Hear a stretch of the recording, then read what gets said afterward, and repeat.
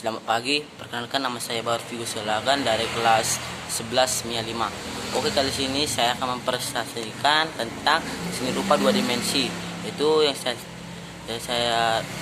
saya presentasikan seni grafis. Seni grafis atau grafik berasal dari bahasa Yunani atau graphein yang berarti menulis.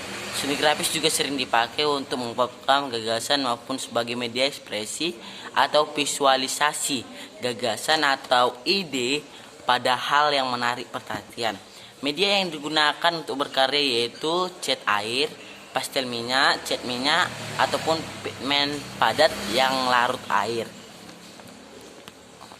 Seiring berkembangnya zaman dan teknologi, kini lebih familiar dan identik dengan istilah desain grafis. Artinya, seni sekarang sudah mengalami pergeseran yang dulunya bagian dari seni rupa murni dan kini menjadi bagian seni rupa terapan. Sejarah seni grafis. Pada awalnya seni grafis berasal dari negeri Cina. Di sana seni grafis digunakan untuk membuat tulisan-tulisan religius. Tulisan tersebut dibuat di atas kayu dan dicetak di atas kertas. Selanjutnya seni grafis mulai menyebar ke benua Eropa pada abad ke-13 dengan ditemukannya mesin cetak oleh Gutenberg dan juga pendiri pabrik kertas di Italia. Sejak itu beragam seni grafis berkembang pusat di benua Eropa.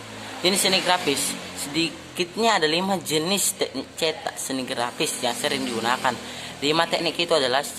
Cetak saring, 2. Cetak datar, 3. Cetak tinggi, 4. Cetak foto, dan 5. Cetak dalam. Yang pertama kita akan mempresentasikan teknik cetak saring. Teknik cetak saring lebih akrab dengan sebutan teknik cetak sablon. Pada teknik ini Anda membutuhkan cetakan yang terbuat dari kasa karena kasa bersifat elastis, halus juga lentur. Jenis cetakan ini seni grafis ini sudah familiar dan sering kita jumpai. Beberapa seniman handal juga sering menggunakan teknik cetak saring seperti Robert Indiani, Joseph Albert, Chuck Close, dan Edward Ruska. Teknik satu ini sudah cukup banyak peminatnya karena memang caranya begitu mudah dan tidak ribet. Yang kedua, teknik cetak datar. Litografi merupakan bahasa yang berasal dari Yunani. Litos yang memiliki arti batu dan graphein yang memiliki arti menulis.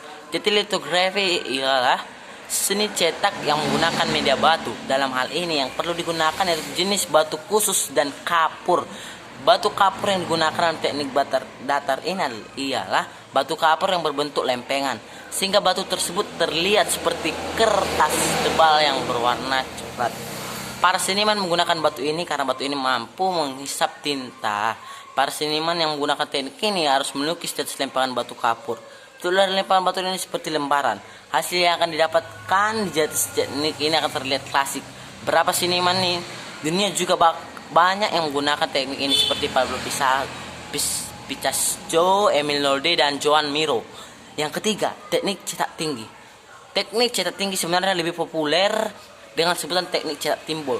Dikarenakan teknik cetak cepat timbul memang hasil dari karya seni grafis ini terlihat timbul. Selain itu teknik cetak ini dikenal dengan sebutan teknik cetak cungkil karena memang cara pembuatannya yaitu dengan dicungkil. Media yang dibutuhkan untuk teknik ini juga lumayan banyak seperti triplek, metal, hardboard, papan, dan kayu karet. Teknik cetak ini yang paling terkenal adalah teknik cetak yang dibuat oleh orang Mesir pada abad ke-14 silam. Penemu teknik cetak ini yaitu Johannes Gutenberg. Ada banyak para seniman papan atas yang terkenal dengan menggunakan teknik ini. Para seniman tersebut ialah Cabowell Swadi, Ando Hiroshige, dan H. Holbein. Teknik cetak dalam. Teknik cetak dalam merupakan teknik menggores media dengan menggunakan benda tumpul. Biasanya benda yang digunakan untuk teknik ini ialah logam, sehingga hasil dari goresan ini bersifat permanen atau sulit untuk dihilangkan. Setidaknya ada 4 teknik cetak dalam yang perlu diketahui. Keempat teknik cetak dalam tersebut ialah etching, engraving, measuring, dan drawing point. Untuk lebih jelas berikut adalah ulasan tentang teknik keempat tersebut. Engraving. Pada teknik ini para seniman harus menggunakan alat uang bernama burin. Alat ini berfungsi untuk mengukir logam sehingga nanti hasil dari goresan ini akan bersifat permanen.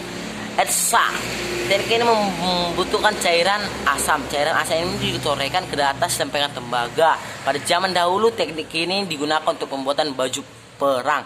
Measuring merupakan teknik menggorek permukaan logam dengan halus. Teknik ini menggunakan efek yang dominan, gelap dan terang. Drawing point Teknik ini adalah teknik yang menggunakan benda runcing. Benda runcing akan menekan permukaan media sehingga membuat bentuk lukisan. Yang kelima itu terakhir teknik cetak foto yang atau disebut dengan teknik digital ya guys ya. Teknik senigrafis yang satu ini merupakan teknik cetak yang paling sering ditemukan karena dalam teknik ini bisa menggunakan kamera ataupun bisa juga di print ya. Kemudian gambar pada kamera bisa dicetak dengan menggunakan alat print. Teknik ini sering disebut dengan teknik fotografi. Fungsi seni grafis ya guys ya. Yang pertama itu menambah nilai keindahan. Seni grafis akan menambah nilai keindahan pada semua media. Bila seni grafis banyak ditetapkan pada baju kaos, maka seni tersebut bisa menambah keindahan terhadap baju kaos. Menyampaikan pesan. Fungsi dari seni grafis selanjutnya ialah bahwa seni grafis bisa menyampaikan pesan bagi yang melihat. Pesan tersebut disematkan oleh para seniman ke dalam sebuah karya seni. Biasanya pesan tersebut bisa bersifat tersirat ya guys. Ungkapan ekspresi seni. Terkadang seniman membutuhkan suatu cara untuk mengungkapkan ekspresi. Maka dari itu, seni grafis ini bisa membantu untuk mengeluarkan ekspresi dengan baik. Yang baru, unsur desain grafis. Yang pertama itu garis. Garis adalah unsur desain yang menghubungkan antara titik poin satu dengan titik poin lainnya. Yang kedua, bidang.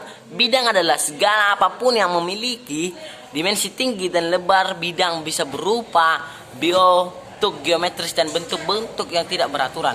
Yang tiga, tekstur. Dalam seni grafis, tekstur merupakan nilai halus ataupun bisa disebut dengan nilai raba. Pemakaiannya bisa dimainkan untuk memberikan visual yang berkarakter. Di dalam sebuah desain komunikasi, visual tekstur berfungsi sebagai pengatur keseimbangan dan kontras. Ruang. Ruang ialah jarak antara satu bentuk dengan bentuk lainnya. Pada desain grafis, desain dijadikan unsur pemberi efek, ukuran atau size. Ukuran ialah unsur lain yang ada pada desain grafis yang mendefinisikan besar kecilnya suatu objek. Yang keenam, warna atau color, yaitu memberikan elemen dari unsur desain grafis yang menjadi penarik perhatiannya. Yang penutup, demikian urusan tentang pengertian seni grafis saya. Mohon maaf bila ada kekurangan atau kesalahan dalam pengucapan, mohon dimaafkan. Terima kasih. Selamat pagi.